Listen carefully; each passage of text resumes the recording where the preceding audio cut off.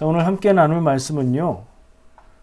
창세기 4장 9절 10절 말씀 본문으로 제목은 어디 있느냐 라고 말씀을 나누겠습니다. 우리 본문 말씀 창세기 4장 9절 10절 말씀 함께 한 목소리로 봉독하겠습니다. 여호와께서 가인에게 이르시되 네 아우 아벨이 어디 있느냐? 그가 이르되 내가 알지 못하나이다. 내가 내 아우를 지키는 자니이까? 이르시되 네가 무엇을 하였느냐? 내 아우의 핏소리가 땅에서부터 내게 호소하느니라. 아멘. 자, 지난주에 나누었던 말씀 바로 뒤에 말씀이에요. 그냥 이어지는 말씀인데 나눌 것들이 따로 있을 것 같아서 부분 짧게 쪼개서 나누어 봅니다. 하나님이 가인한테 네 아우 아벨 어디 있니? 라고 물으십니다. 어디 있느냐? 오늘 말씀의 제목이죠. 어디 있느냐라는 질문을 좀 중요하게 마음에 두시고 같이 나눌게요. 그가 이르되 가인이 말합니다. 내가 알지 못하나이다. 모르는데요? 내가 내 아우를 지키는 자입니까? 전 몰라요. 제가 그걸 꼭 알아야 됩니까? 라고 말하죠. 일단 느낄 수 있는 건 뭐예요? 가인의 말투가 하나님께 말하는데 참 버릇이 없다. 예? 그런 걸 저는 느낍니다. 그리고 또요. 자기가 지은 죄가 있음에도 불구하고 그냥 딱 잡아떼면서 뻔뻔하게 말하고 있다. 이런 느낌을 느끼게 되죠. 여러분도 그렇습니까? 하나님이 말씀하십니다. 네가 무엇을 하였느냐? 아벨이 어디 있냐라고 물으셨고 그 다음엔 네가 무엇을 하였느냐라고 물으십니다. 좀 더 직접적인 질문들을 하고 계시죠. 네 아우의 핏소리가 땅에서부터 내게 호소하느니라. 이제는 아벨을 죽인 것을 하나님이 알고 있음을 얘기하시는 것 같아요. 사람들이 잘못하죠. 사람은 누구나 잘못하고 실수하고 크고 작은 죄를 짓고 살아요. 근데 그걸 딱 집어서 너 이거 이렇게 했지? 네가 그랬지? 네가 이거 잘못한 거지? 라고 물으면 뭐라고 하죠? 100이면 100 혹은 100이면 99 정도? 아니요? 저 아닌데요? 이거부터 시작해요. 사람은 도대체 왜 그럴까요? 여러분도 그런 경험 있으십니까? 누군가 내가 잘못한 것을 알고 나에게 이거 어디 갔어? 이거 왜 이렇게 됐어? 라고 물을 때 나도 모르게 아무 생각도 안 했는데 몰라요. 제가 안 그랬어요. 라는 말이 자연스럽게 나왔던 그런 경험 있으십니까? 왜 그러죠? 두려워서 그러는 거 아닐까요? 내가 잘못을 했고 내가 망쳤을 때에 그게 내가 한 것을 드러내게 되면 내가 책임져야 되고 내가 벌을 받게 될 테니까 말이죠. 본능적인 것 같아요. 자기 자신을 보호하기 위해서 거짓으로 보호하는 본능이 있는 것 같아요. 정직하려면 거짓을 말하지 않으려면 사람은 훈련해야 됩니다. 나는 거짓말을 하지 않는다. 내가 손해보더라도 거짓을 말하지 않는다. 이걸 되뇌이고 입에서 자연스럽게 거짓말이 나오려고 할 때 그걸 딱 잡고 아니 나는 정직해야 돼. 이거 제가 잘못했습니다. 제가 노력해서 해결해 보겠습니다. 제가 잘못했습니다. 저를 벌 주세요. 이런 생각을 하지 않으면 자연스럽게 거짓말이 나오게 돼 있어요. 우선은 죄를 감추는 것이 인간의 본능이죠. 우리는 이 본능과 싸워서 이길 수 있을까요? 지난주에는 하나님이 가인을 향해서 네 죄를 다스려라 라고 경고를 주셨는데 죄를 다스리지 못했습니다. 죄에게 사로잡혔고 죄를 범했습니다. 그리고 난 다음에 하나님은 아벨이 어딨냐라고 그에게 물으십니다. 가인은 또다시 죄의 길로 향해 가지요. 모른다. 내가 그를 지키는 자냐? 부인합니다. 우리가 똑같은 상황에 우리는 이 본능과 싸워서 이길 수 있을까 하는 질문을 마음에 품었으면 좋겠습니다. 자, 말씀의 제목이기도 한 어디 있느냐, 이 부분을 가지고 같이 좀 열쇠로 나눠 보려고 합니다. 오늘 본문 말씀은 다들 아시는 것처럼 동생 아벨을 죽인 가인에게 하나님이 아벨 어딨냐라고 물으시는 내용이고요. 아벨은 제가 죽이고 말았습니다 라고 대답하지 않고 가인은 자기 책임을 부정하고 자기 죄를 숨기고 하나님은 이어서 그 죄를 드러내시는 내용입니다. 저는 미리 묵상하고 생각하고 하다 보니까 비슷한 내용, 같은 말 표현이 성경에 다른 데 있다는 것을 발견했는데요. 혹시 어디 있느냐라고 하나님이 누군가에게 물으시는 내용이 어디에 또 있었는지 생각나십니까? 오늘 말씀과 멀지 않은 곳에 창세기에 바로 앞장에 있었는데요. 생각날 것도 같죠. 누가 누구에게 어디 있냐고 물어요? 하나님이 아담에게, 그때는 묻는다기보단 찾고 부르시는 거죠. 창세기 3장 9절 말씀인데요. 여호와 하나님이 아담을 부르시며 그에게 이르시되 네가 어디 있느냐. 묘하죠. 아담과 하와가 하나님이 먹지 말라고 한 나무의 열매를 먹고서 하나님을 피해서 숨어 있을 때 그들을 찾으면서 하나님이 하셨던 말씀이고요. 오늘 본문 말씀은 죄를 다스리지 못한 가인이 죄를 범하고 죄를 저지르고 나서 그 가인을 하나님이 찾아가셔서 네 동생 아벨이 어디 있느냐 라고 물으시는 거예요.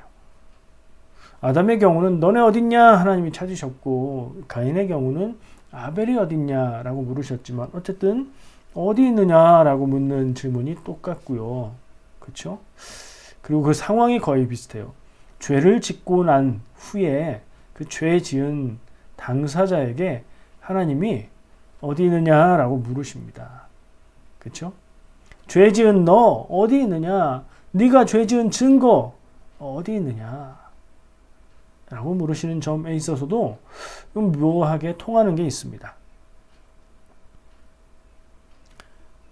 또 있는데 제가 또 있나 한번 생각하면서 찾아봤어요. 생각해봐서는 더 없더라고요. 검색을 해봤죠. 검색을 하다 보니까 같은 말 같은 내용 어디 있냐라고 물으시는 내용은 아닌데 구도가 비슷한 말씀을 찾았어요. 시편 139편 말씀이에요. 시편 139편은 그냥 왠지 숫자가 유명한 시편인 것 같다는 느낌 들지 않으세요? 7절에서 13절 말씀입니다. 제가 읽어드려 볼게요.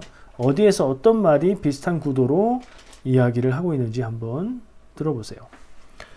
내가 주의 영을 떠나 어디로 가며 주의 앞에서 어디로 피하리이까? 내가 하늘에 올라갈지라도 거기 계시며 스올에 내 자리를 펼지라도 거기 계시니이다. 내가 새벽 날개를 치며 바다 끝에 가서 거주할지라도 거기서도 주의 손이 나를 인도하시며 주의 오른손이 나를 붙드시리이다. 내가 혹시 말하기를 흑암이 반드시 나를 덮고 나를 두른 빛은 밤이 되리라 할지라도 주에게서는 흑암이 숨기지 못하며 밤이 낮과 같이 비추이나니 주에게는 흑암이 빛과 같음이니이다. 주께서 내 내장을 지으시며 나의 모태에서 나를 만드셨나이다. 아멘. 어떤 부분이 비슷해요? 앞에서 오늘 본문 말씀으로 본 부분에는 아벨이 어디 있느냐, 창세기 3장 9절에는 아담아 어디 있느냐, 시편 139편에서는 어디 있느냐라고 묻는 질문은 아니지만 사람이 하나님을 피해서 갈 수 있는 곳은 없다. 아담도 가인도 하나님을 피하고 하나님을 외면하고자 했었죠. 언제요? 죄 짓고 난 후에요. 죄 짓고 난 후에 하나님을 피하고자 해도 세상에는 우리가 갈 수 있는 곳에는 하나님을 피할 수 있는 곳은 없다. 그런 말씀이죠. 시편이라서 스토리가 아니라 좀 다르지만 구도가 비슷하다는 얘기예요. 시인이 하나님을 피하고 떠나서는 숨을 곳이 없다. 어딜 가도, 죽음의 세계에 가도, 바다 끝까지 가도, 어둠도 우리를 하나님에게서 숨길 수가 없다. 하나님을 피해서 도망갈 수 있는 것은, 그런 곳은 없다. 마치 성경의 또 다른 부분인데요. 요나가 니네웨에 가서 멸망의 예언을 전하라 하신 하나님의 말씀을 듣고서 어떻게 했죠? 가기 싫어서 배를 타고서 다시스로 향했죠. 그건 니느웨의 반대쪽 길이었어요. 피할 수 있었나요? 피할 수 없었죠. 그것과도 또 통하는 것 같아요. 그런 식으로 찾아보면 성경의 여러 군데에 우리가 하나님의 눈길을 피할 수 없다. 하나님을 벗어날 수 없다. 죄를 지은 죄인으로서 하나님 밖으로 갈 수 없다는 그런 말씀들을 많이 찾을 수 있을 것 같아요. 그럼에도 불구하고 우리는 죄를 지었을 때 하나님을 피하고자 한다.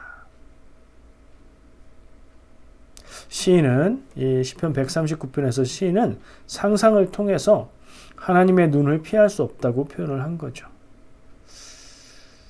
꼭 성경 말씀이 아니더라도 우리가 세상 사는 경험을 통해서도 얘기할 수 있습니다.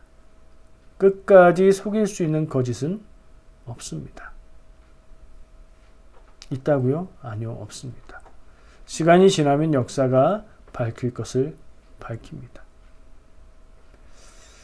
끝까지 감출 수 있는 죄도 없습니다. 수십 년이 지나서 공소시효가 지나서 범죄가 밝혀지는 경우들도 있지요. 법적인 처벌은 받지 않을지라도 그가 지은 죄는 드러나게 돼 있습니다. 사람끼리도 사람에게도 그런데 하나님에게서 우리가 죄를 짓고 도망갈 수 있는 그런 일은 없는 게 당연하죠. 말할 것도 없습니다. 한번 상상해 볼까요? 만약에 내가 가인처럼 죄를 지으면 나도 하나님을 피하고 싶고 숨고 싶은 마음이 들겠죠? 그런데 하나님을 피해서 숨어 있을 때, 내가 죄를 짓고 하나님을 피해 숨어 있을 때 아담을 부르신 것처럼, 가인을 찾으신 것처럼 하나님이 나에게 와서 나를 찾으실까? 이런 상상을 한번 해볼까요? 나도 죄를 지으면 아담과 하와처럼 똑같이 하나님을 피해 숨을까? 그렇겠죠? 하나님이 아벨은 어디 있느냐라고 물으시면 나도 가인처럼 뻔뻔하게 잡아떼는 거짓된 대답을 하게 될까? 아마 그렇지 않을까요? 도대체 사람은 왜 그럴까요?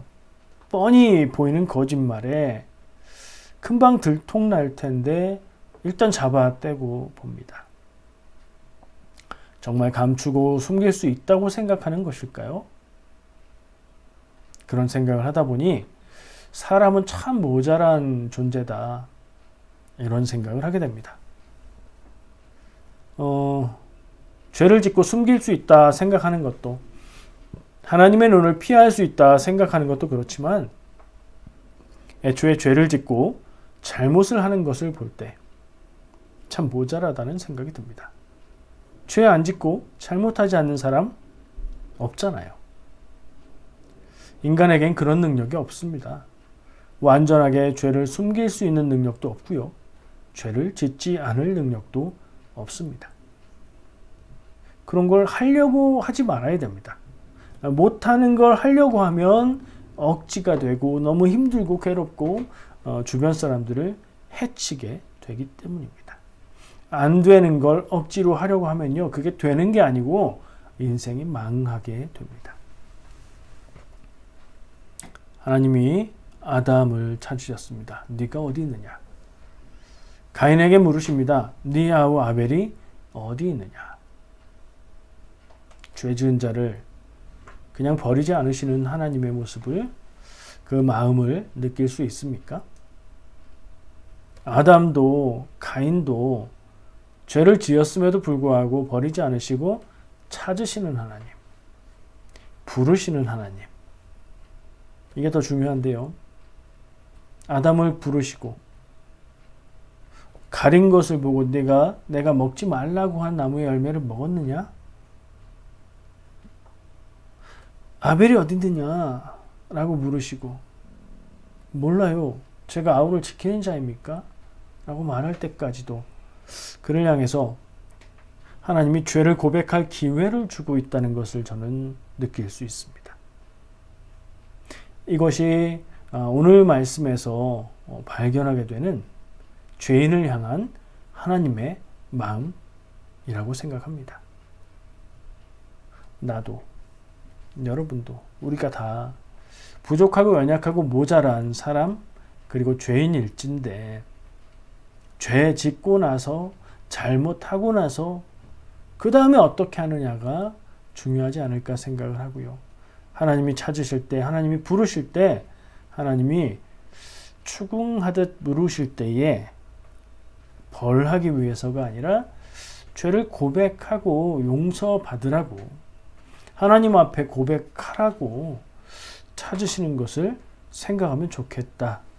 그런 마음이 들었습니다. 하나님을 피하고 싶을 때 피하지 마시고 하나님께 나가시기 바랍니다. 하나님 앞에 나서고 싶지 않은 두려운 마음이 들 때, 그때가 하나님을 찾을 때인 줄 깨달으시길 바랍니다. 자, 기본적인 건 이렇게 얘기를 나눴는데요.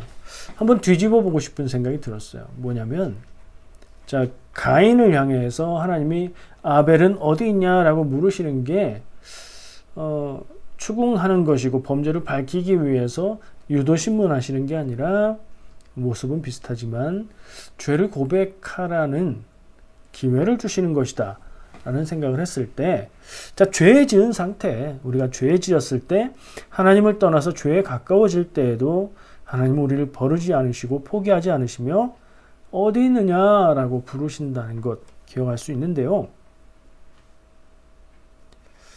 이거는 우리가 죄 지었을 때 기억하면 될 일이고, 그런 상태가 아닐 때, 물론 늘 죄 가운데 있지만 어쨌든 내 마음의 형편이 그런 상태가 아닐 때, 그럴 때 이 죄인을 찾으시고 부르시고 고백할 기회를 주시는 하나님은 어떻게 하실까 하는 생각을 해봤어요. 시편 139편 말씀, 아까 읽었던 시편 말씀, 우리가 하나님의 눈을 피해서 갈 곳이 없다. 죄 지은 입장에서 생각하면 죄 짓고 나서 하나님을 피해서 어디 다른 데로 숨을 수가 없다는 얘기가 되겠지만, 그렇지 않은 상태를 한번 상상해 본다면요. 죄 지어서 하나님 앞에서 숨고 싶은 상태가 아니라 다른 상태라면요. 평상시라면요. 혹은 너무 힘들고 어렵고 괴로운 어떤 그런 상태라면 어떨까? 생각해 볼 수 있죠. 그런 관점을 조금 바꾸어서 생각을 해 보고자 하는 겁니다. 내가 연약하고 아프고 괴롭고 슬프고 힘들어서 눈물을 흘리며 내 마음을 알아주고 나를 도와줄 누군가를 간절히 바라게 될 때, 그런 때 가인을 향해서 네 아우 아벨은 어디 있느냐라고 물으셨던 하나님은 어떻게 하실까?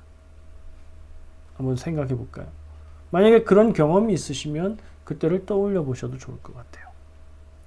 너무 슬프고 힘들어서 눈물을 흘릴 때, 사람들 그 아무도 나를 돕지 않을 때, 나는 감당할 수 없어서 간절히 나를 도우실 분을, 그리고 하나님 앞에 기도하며 찾을 때 하나님은 어떻게 하실까? 내 모든 문제를 해결해 주시고 기도만 하면 그대로 들어주시고, 이런 경험은 없으실 겁니다. 그런 하나님이 아니시거든요. 그러나 하나님은 괴로움과 눈물 가운데 있는 나를 찾아오시고요. 나와 함께 하시고요. 내가 입을 열어 마음을 열어 기도할 때 나를 위로하시고요. 새 힘을 주시고요. 갈 길을 열어주시는 분임을 믿습니다. 또 다른 때를 상상해 볼까요? 내가 하나님의 뜻을 구하며 막 믿음으로 충만해서 하나님의 사명 안에서 하나님의 뜻대로 살려고 애쓰고 힘쓰고 있을 때에, 그러나 그게 쉽지 않아서 잘 되지는 않지만 그래도 하나님의 뜻이라고 여기며 애쓰고 힘쓰고 견디며 기도하며 살고 있을 때에 하나님은 어디에서 나를 어떻게 바라보고 계실까? 멀리서 애쓰네 하실까? 내 곁에서 나를 바라보고 계실까? 이런 상상 해볼 수 있을 것 같습니다. 어떻게 하실까요?